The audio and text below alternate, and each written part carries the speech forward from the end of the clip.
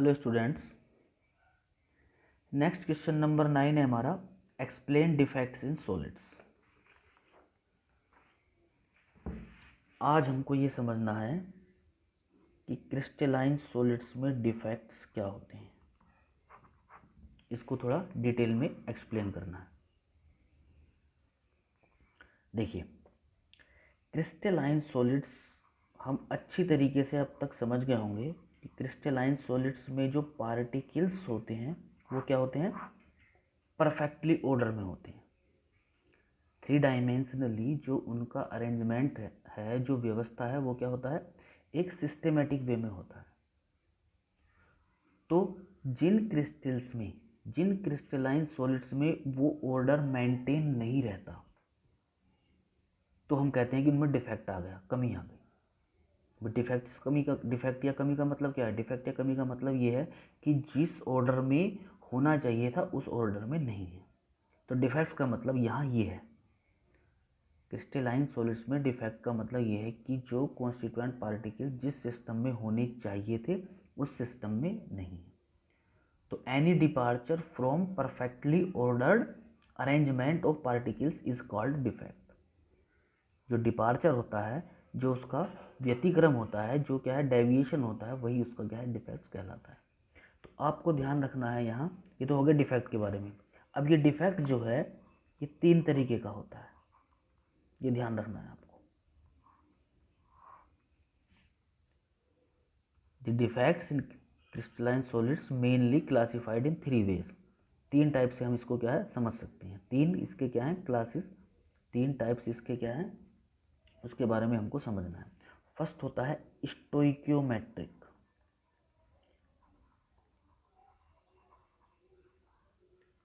Second होगा non stoichiometric,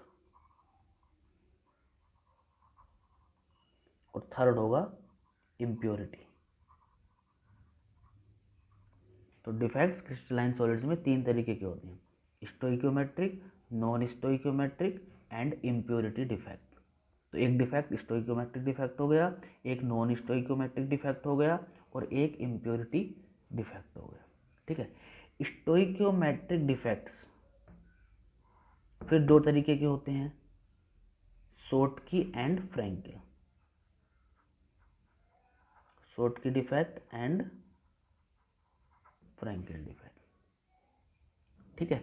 non stoichiometric defects भी mainly 2 तरीके के होते हैं, metal excess and metal deficiency. ठीक।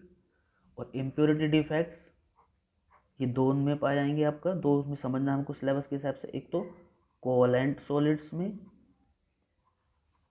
और दूसरा आयोनिक में। तो ये तो इनके बाद के टाइप्स हो गए, लेकिन मेनली पहले तो हमको ये समझना है कि स्टोइकियोमेट्रिक डिफेक्ट का क्या मतलब है, नॉन स्टोइकियोमेट्रिक का क्या मतलब है, इम्प्योरिटी का क्या मतलब है। ठीक है।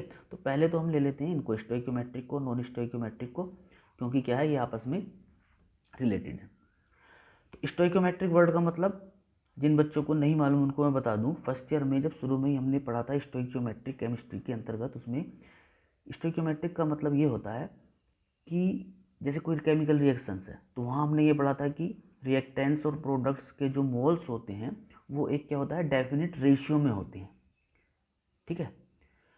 यहाँ स्टोइकियोमेट्रिक क्रिस्टलाइन सॉलिड्स का मतलब ये है कि जो उसका केमिकल फॉर्मूला है, जो मोलिकुलर फॉर्मूला है, उसमें जो फिक्स अमाउंट होती है, जो फिक्स नंबर ऑफ पार्टिकल्स होते हैं, उससे मतलब आप इसको ऐसा समझ सकते हैं। मान लीजिए ये है आयरन का ऑक्साइड,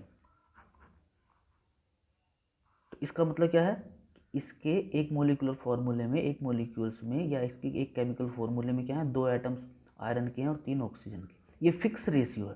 स्टोइकियोमेट्रिक आप सिंपली यहाँ बस इतना समझ लो कि fix ratio of particles per unit. Stoichiometric का मतलब हो गया फिक्स रेशियो ऑफ पार्टिकल्स।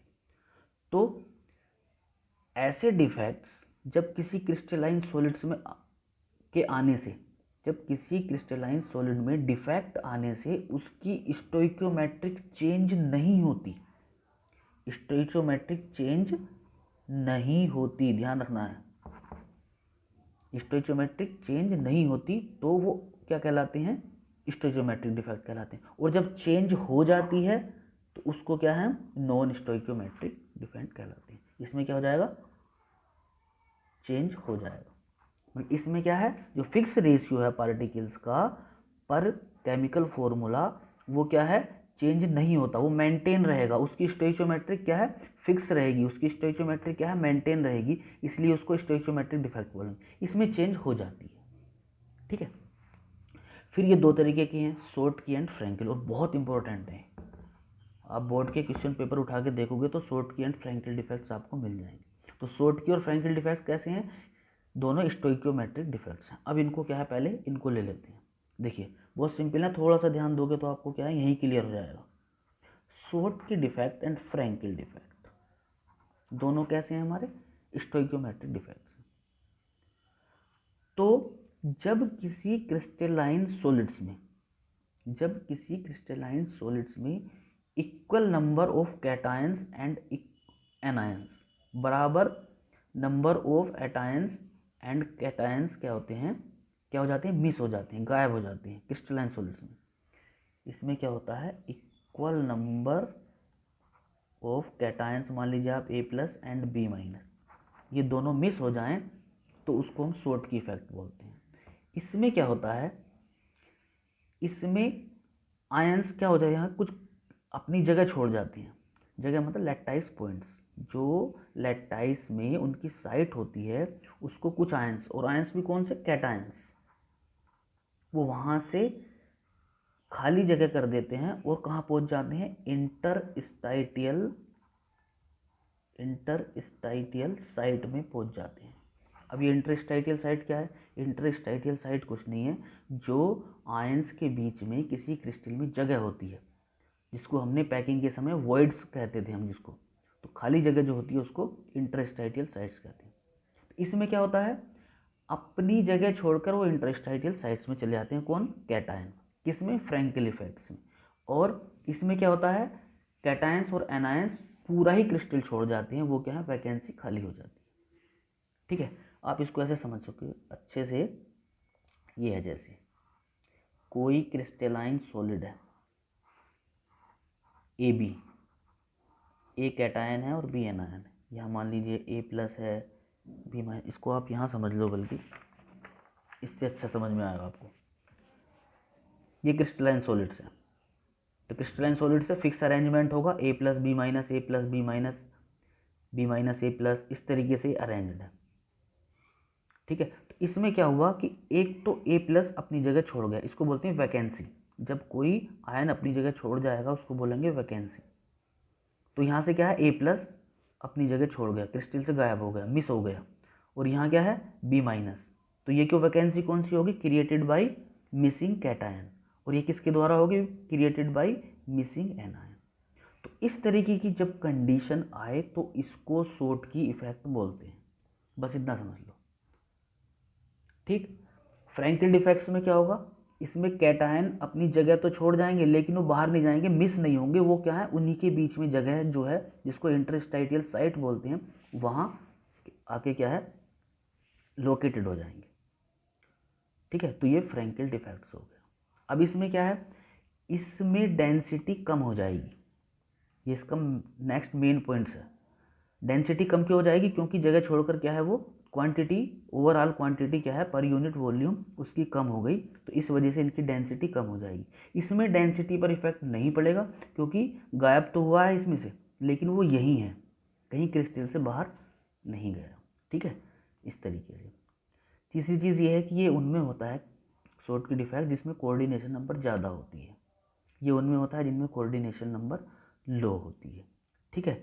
इसमें कैटायंस और एनायन का साइज लगभग बराबर होता है, इसमें कैटायंस क्या है, काफ़ी छोटे होते हैं और एनायंस क्या है, कैटायन की कंपैरिजन में बड़े होते हैं। इसका एग्जाम्पल हमारा क्या है, सोडियम क्लोराइड हो गया, पोटेशियम क्लोराइड हो गया। इसका एग्जाम्पल हमारा जिंक सल्फाइड, सिल्वर हैलाइड, इस तरीके से हो। तो ये आपको मेन ध्यान रखना है और ये काफ़ी इंपॉर्टेंट है, एग्जाम्स में आता है। ये वही पॉइंट्स हैं, डिफरेंस अगर पूछा जाता है जिनके अंतर्गत क्या है, हम शॉर्टकी और फ्रैंकल डिफेक्ट्स में डिफरेंस शो कर सकते हैं। शॉर्टकी डिफेक्ट कौन सा होता है, it arises when equal number of cations and anions are missing. जब इक्वल नंबर ऑफ कैटायंस और एनायंस मिस होते हैं तो शॉर्टकी इफेक्ट होता है। जब क्या है, कैटायंस जगह छोड़कर इंटरस्टाइटियल साइट्स में चले जाते हैं, उसको फ्रैंकल इफेक्ट बोलते हैं। इसमें डेंसिटी पर कोई इफेक्ट नहीं पड़ता, इसमें डेंसिटी क्या हो जाती है, कम हो जाती है। ठीक है, सॉरी उल्टा हो गया। इसमें क्या है, डेंसिटी कम हो जाती है क्योंकि जगह छोड़ जाते हैं, इसमें डेंसिटी पर कोई भी इफेक्ट नहीं पड़ता। ठीक है, ये उनमें पाया जाता है जिनकी कोऑर्डिनेशन नंबर ज़्यादा होती है, ये उनमें पाया जाता है जिनकी कोऑर्डिनेशन नंबर कम होती है। इसमें साइज बराबर होता है कैटायंस और एनायंस का, इसमें क्या है, एनायन का साइज ज़्यादा होता है। ये एग्जाम्पल हो गए इसके। ठीक है, तो इस तरीके से हमारा शॉर्टकी और फ्रैंकल डिफेक्ट्स में आपको ये बात ध्यान रखनी थी। दूसरा जो है हमारा नॉन स्टोइकियोमेट्रिक डिफेक्ट्स। इसमें क्या बताया था आपको, चेंज हो जाती है। और चेंज किस तरीके से होती है, उसमें दो आपको टाइप्स इसके हैं। एक तो मेटल एक्सिस, मेटल ज़्यादा हो जाए, और मेटल डेफिशिएंसी, मेटल कम हो जाए। तो अब हम जो पढ़ेंगे वो पढ़ेंगे किसके बारे में, नॉन स्टोइकियोमेट्रिक डिफेक्ट्स। तो ये दो तरीके से होती है, दो टाइप्स की होती है, metal excess and metal deficiency. अब इसमें ध्यान रखना है कि मेटल एक्सिस वाली जो है ये दो कारणों से होती है। कौन कौन से दो कारण हैं, एक कारण तो ये है कि ड्यू टू एनायन वैकेंसी, और ये जो होगी दूसरा जिसकी वजह से ये होती है, ड्यू टू इंटरस्टाइटियल कैटायंस। तो metal axis non stoichiometric defects में जब एनायन की वैकेंसी हो जाती है, मतलब एनायन अपनी जगह छोड़ के चला जाता है। वैकेंसी का मतलब होता है जब कोई आयंस अपनी जगह छोड़कर चला जाए तो उस पोजीशन को बोलते हैं वैकेंसी। तो जब एनायन छोड़ के चला जाएगा तो क्या होगा, कैटायंस ज़्यादा हो जाएंगे एनायंस की कंपैरिजन में, और जो खाली जगह होती है एनायंस की वहाँ इलेक्ट्रॉन आ जाते हैं। इस वजह से इनकी क्या है, चार्ज बैलेंस रहता है। तो मेटल एक्सिस डिफेक्ट्स में पहला कारण तो ये है कि एनायन अपनी जगह छोड़ के चले जाएंगे और उनकी जगह इलेक्ट्रॉन्स आ जाएंगे। दूसरा कारण ये है कि जो इंटरस्टाइटियल साइट्स होती हैं, आयंस के बीच में जगह होती हैं, ये जगह है, यहाँ कैटायंस आ जाएंगे, एक्स्ट्रा कैटायन आ जाएगा। जब एक्स्ट्रा कैटायन आ जाएगा तो मेटल क्या है, ज़्यादा हो जाएगा, एक्सिस का मतलब ज़्यादा, और जो दूसरे इंटरस्टाइटियल साइड्स हैं उसमें इलेक्ट्रॉन हो जाएंगे, जिससे उसकी क्या है, चार्ज बैलेंस रहेगा। ठीक है, तो मेटल एक्सिस डिफेक्ट्स में एक तो एनायन की वैकेंसी की वजह से होता है, और दूसरा एक्स्ट्रा कैटायंस आ जाते हैं इंटरस्टाइटियल साइड्स में। इसमें जो चार्ज बैलेंस होता है वो खाली जगह में इलेक्ट्रॉन्स आ जाते हैं, उस वजह से हो जाता है। और इसमें जो चार्ज बैलेंस होगा वो इस वजह से होगा कि जो अदर इंटरस्टाइटियल साइड से वहाँ इलेक्ट्रॉन्स आ जाएंगे। ठीक है, दूसरा होता है इसमें मेटल डेफिशिएंसी। मेटल डेफिशिएंसी ये जो होता है इसकी रीज़न ये होता है, it is due to metal vacancy या कैटायन वैकेंसी आप बोल सकते हो। मेटल मतलब कैटायन वैकेंसी। तो इसमें क्या होता है, जो कैटायंस होते हैं वो अपनी साइड्स क्या है, लीव कर जाते हैं, वैकेंसी बन जाती है। इस वजह से इसको क्या है, मेटल डेफिशिएंसी। जब मेटल अपनी जगह मिस कर जाएंगे तो मेटल की कमी आ जाएगी, इसलिए इसको metal deficiency non stoichiometric defects बोलते हैं। तो नॉन स्टोइकियोमेट्रिक डिफेक्ट्स हमारे ये दो तरीके के। इसको व्यवस्थित आप ऐसे समझ सकते हैं, when the stoichiometry of the crystals gets disturbed, क्या बताया था आपको, चेंज हो जाती है, इस वजह से नॉन स्टोइकियोमेट्रिक डिफेक्ट्स होता है। इसकी दो, अब इसमें दो तरीके के हो गए, मेटल एक्सिस और मेटल डेफिशिएंसी। मेटल एक्सिस में पहला है ड्यू टू एनायन वैकेंसी, मतलब इसमें एनायन की वैकेंसी की वजह से ये डिफेक्ट होता है, ये आपको बताया है। दूसरा बताया था इंटरस्टाइटियल कैटायंस, एक्स्ट्रा इंटरस्टाइटियल कैटायंस क्या है, इसमें एस्टेब्लिश हो जाते हैं, इस वजह से मेटल की परसेंटेज बढ़ जाती है। मेटल डेफिशिएंसी में क्या है, जिस तरीके से यहाँ एनायन वैकेंसी होती थी इसी तरीके से यहाँ कैटायन वैकेंसी हो जाएगी, इस वजह से मेटल की डेफिशिएंसी हो जाएगी, इसलिए इसको मेटल डेफिशिएंसी नॉन स्टोइचोमेट्रिक डिफेक्ट्स बोलते हैं। ठीक है, तो ये दो हो गए हमारे, स्टोइकोमेट्रिक हो गया, नॉन स्टोइकोमेट्रिक हो गया। अब है इम्प्योरिटी डिफेक्ट्स। ये बहुत सिंपल है, इसमें क्या है, ये डिफेक्ट तब आता है जब कोई बाहरी सब्सटेंस, इम्प्योरिटी, इम्प्योरिटी का मतलब क्या होता है, कोई चीज़ प्योर हो उसमें कुछ बाहरी चीज़ मिल जाए।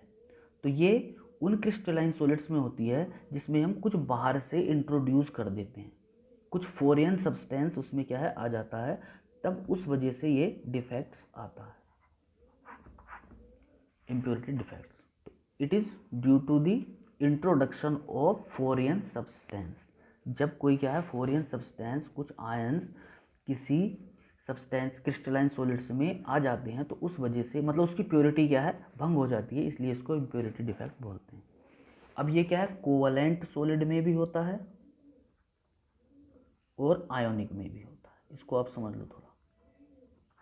कोवलेंट में तब होता है ये जब आप ग्रुप 14 के एलिमेंट्स में, जब हम आगे क्रिस्टलाइन सॉलिड की इलेक्ट्रिकल प्रॉपर्टीज पढ़ेंगे वहाँ उसकी डिटेल आएगी, यहाँ बस इतना समझ लो, जब ग्रुप 14 के एलिमेंट्स में आप ग्रुप 15 के एलिमेंट्स क्या करोगे, डोप्ड करोगे, डोप मतलब मिक्स करोगे, तो इनकी जो है कंडक्टिविटी वो क्या होगी, इलेक्ट्रॉन्स, नॉर्मल इलेक्ट्रॉन्स के कंडक्शन की वजह से हो जाएगी, जिनको हम एन टाइप सेमी कंडक्टर बोलते हैं।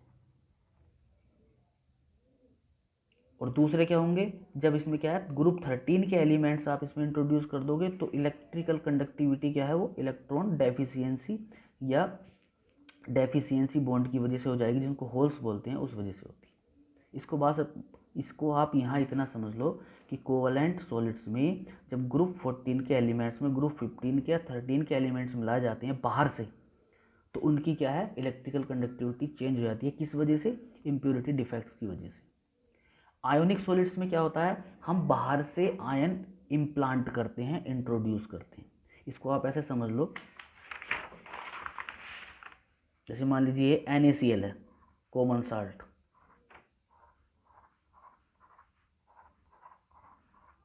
NaCl में क्या है, ये Na plus Cl minus, Na plus Cl minus, Na plus Cl minus, Na plus Cl minus, यहाँ क्या हो जाएगा, इसको आप इसकी तरह समझ सकते हो, यहाँ देख लो अच्छे से, ये है मान लीजिए सोडियम क्लोराइड। अब इसमें क्या है कि दो Na प्लस गायब हो गए, एक यहाँ से छोड़ गया जगह और एक यहाँ से, और उसकी जगह एक आ गया Sr2 प्लस, स्ट्रोनशियम 2 प्लस।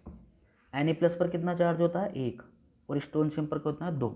तो चार्ज मेंटेन करने के लिए दो Na प्लस की जगह एक Sr2 प्लस आ गया, मतलब आयोनिक सॉलिड्स में हमने बाहर से SrCl2 क्या है इंट्रोड्यूस कर दिया, इस वजह से ये क्या है आयोनिक सॉलिड्स की इम्प्योरिटी डिफेक्ट्स हो गया। ठीक है, तो इसमें क्या है, हमने इम्प्योरिटी डिफेक्ट्स में कोवलेंट सॉलिड्स में ये और आयोनिक सॉलिड्स में ये हो गया। ठीक है, तो अगर आज की बात करें, देखिए डिफेक्ट्स क्या है अच्छे से तो क्लियर आपको तब होगा, आप इनका नोट्स बना के क्या है मेंटेन कर लेना, और एक बार रिवाइज कर देंगे आपका बोर्ड पे।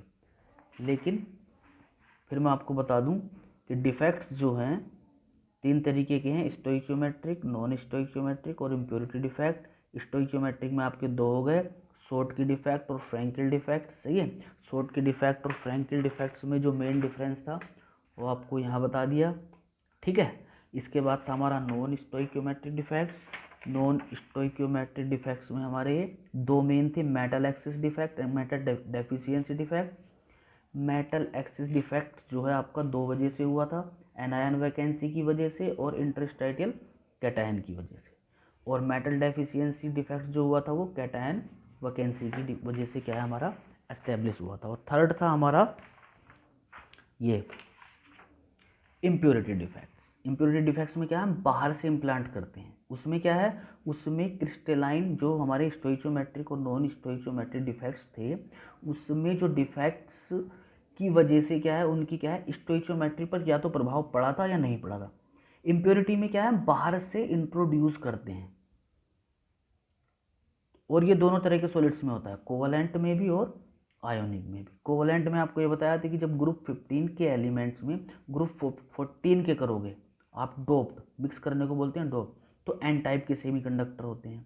और जब ग्रुप 14 में 13 ग्रुप के एलिमेंट्स इंट्रोड्यूस करोगे तो पी टाइप के होते हैं। तो नेक्स्ट जो टॉपिक है हमारा, नेक्स्ट जो क्वेश्चन है, electrical properties of crystalline solids, उसके बारे में क्या है, वहाँ इनकी डिटेल आएगी, थोड़ा सा इसको क्या है एक्सप्लेन करके बताया जाएगा।